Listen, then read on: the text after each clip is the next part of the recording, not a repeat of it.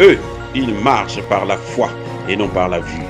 Mais moi, je vous conseille vivement de marcher par la connaissance scientifique et historique, notamment celle de nos ancêtres kémites, par les cinq sens et par l'intelligence. À vous, à Pierre.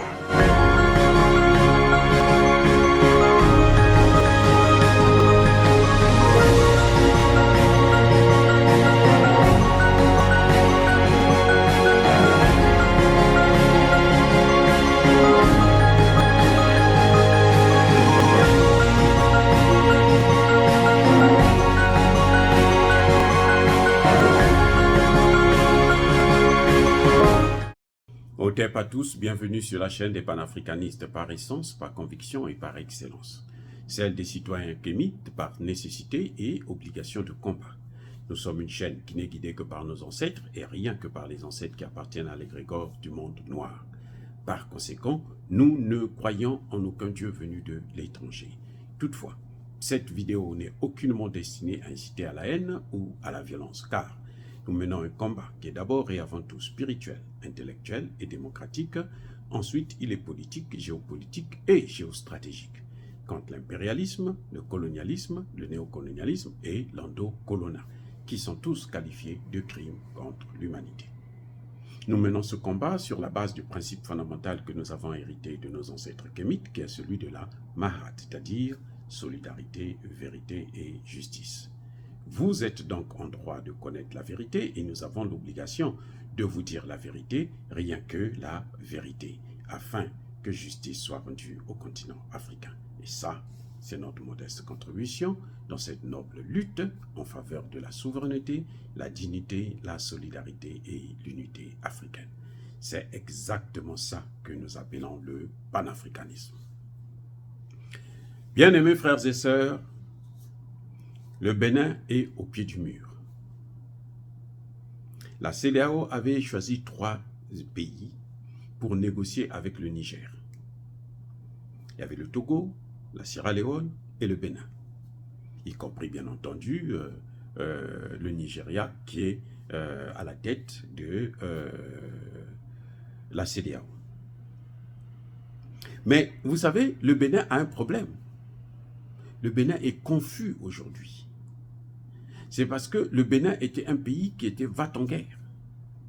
Le Bénin voulait agresser le Niger. La Côte d'Ivoire avait déjà même envoyé un bataillon pour venir au Bénin parce que Emmanuel Macron voulait faire la guerre contre le Niger. Emmanuel Macron a cru faire comme les Américains ont l'habitude de faire, une guerre par procuration. C'est-à-dire que, bon, il envoie quelques armes et puis les Africains entre eux vont se tuer, s'entretuer. Il comptait beaucoup sur le Nigeria. Il y a eu un grand nombre de militaires, donc le Nigeria va se mettre ses militaires. Malheureusement, le Nigeria, Tinubu, a eu le bon sens de consulter le Sénat, son Parlement, et les sénateurs ont dit non, nous on ne veut pas de ça. Le Parlement ne lui a pas donné l'autorisation. Sinon, Tinubu lui-même, il était convaincu qu'il fallait le faire, surtout que Tinubu est aussi un produit de l'Occident.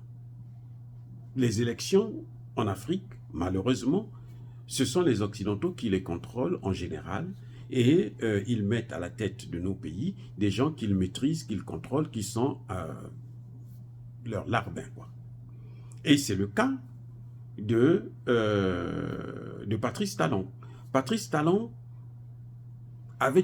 il était tellement un va-t-en-guerre contre le Niger, et maintenant on lui demande d'aller négocier, il ne peut plus. Il est obligé de fuir. Patrice Talon ne peut pas venir. La Sierra Leone elle-même a des problèmes. Il y a eu une tentative de coup d'État et donc ce n'est pas un pays qui est stable. Le seul pays qui a un semblant de stabilité, parce que, bien entendu, il tient le pouvoir de main forte, c'est-à-dire c'est le Togo. Et donc, le Togo est maintenant le seul qui peut essayer de faire quelque chose. Même si nous savons, Dieu merci, que le général Tchani a été clair. Il a déjà donné 3 ans pour la transition, ce que nous souhaitons, c'est-à-dire que pour nous, en fait, on n'a pas besoin qu'il donne une date précise. Parce qu'il faut d'abord régler les problèmes de sécurité complètement. Il faut régler le problème, terminer avec la construction des États du Sahel, avant d'organiser les élections dans les 3 pays. Puisqu'ils devraient faire ça en principe ensemble. Eh oui, parce qu'ils sont maintenant dans une alliance, il n'y en a pas un qui avance et puis l'autre reste derrière, l'autre non. Ils devraient aller avec l'alliance, terminer avec l'alliance, avec toutes les institutions, les mettre en marche, et puis maintenant, à ce moment, ils décident d'organiser des élections pour mettre des institutions dans chaque pays, et en même temps les institutions qui vont être au niveau même de l'Alliance des États du Sahel. Voilà comment moi je vois la chose.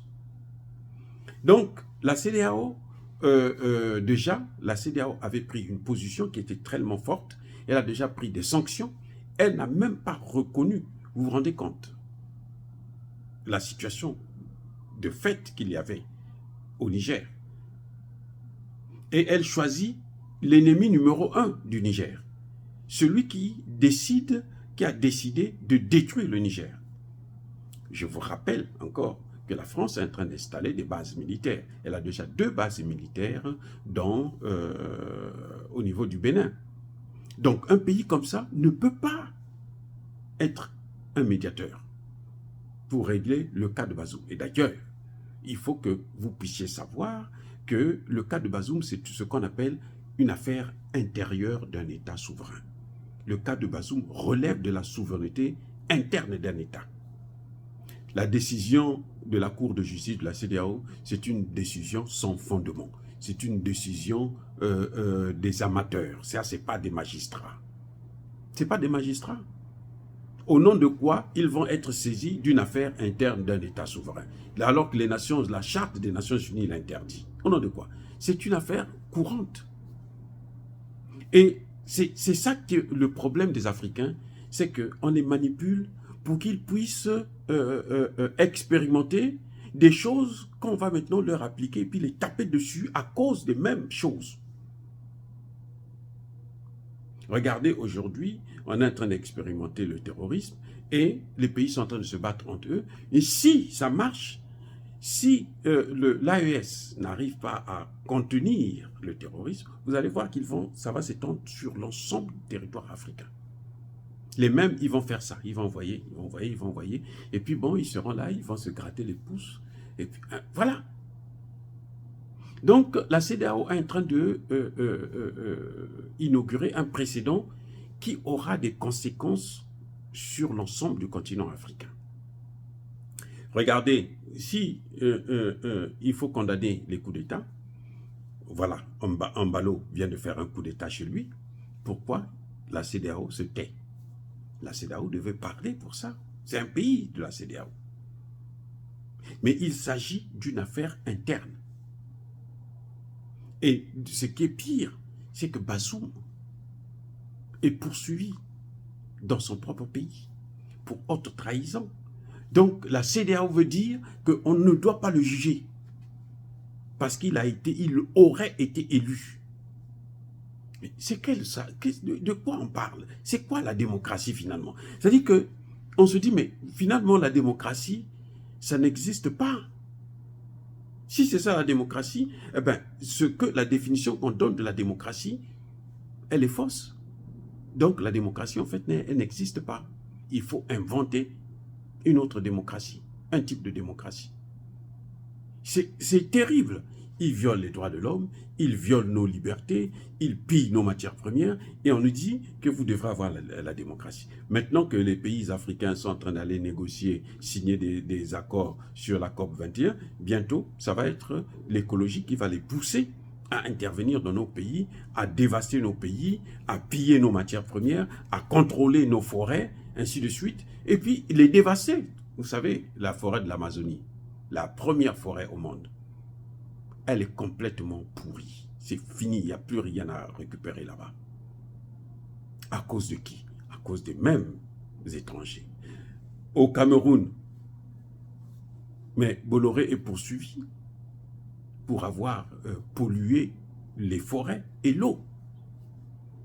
Eh oui, vous allez au Gabon, quand il y a des reportages, mais si vous voyez ça, c'est l'horreur absolue.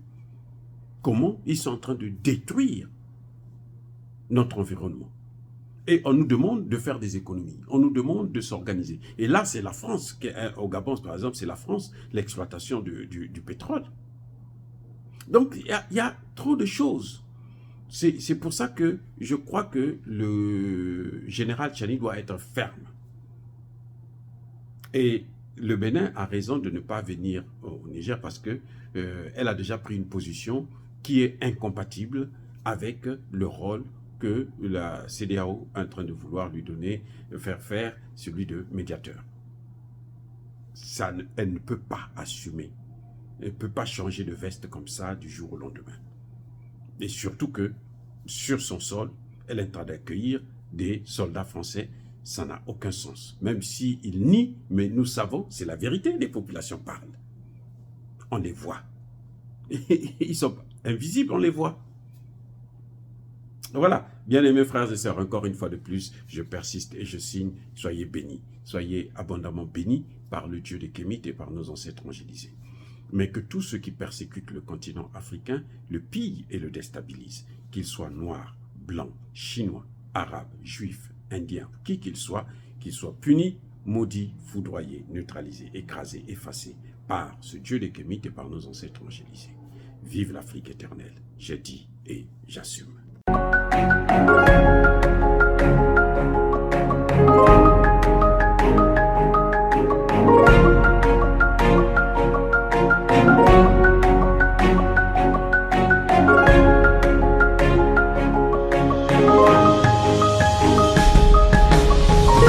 Bien-aimés frères et sœurs, vous connaîtrez la vérité et la vérité vous affranchira. Ça, c'est pas moi qui le dis, c'est la Bible qui le dit. Et moi, je vous dis bien, vous connaîtrez la vérité historique, notamment celle de vos ancêtres kémites, et vous aurez une vision globale de ce que c'est que la vraie souveraineté politique. J'ajoute, vous reviendrez à la spiritualité africaine ancestrale et vous comprendrez les enjeux de l'indépendance économique. Et pour terminer, vous accepterez votre identité culturelle kémite et vous obtiendrez deux choses. La première, c'est la paix. La seconde, c'est le développement, à une condition. L'unité de toute l'Afrique noire, l'unité de tous les Noirs du monde entier.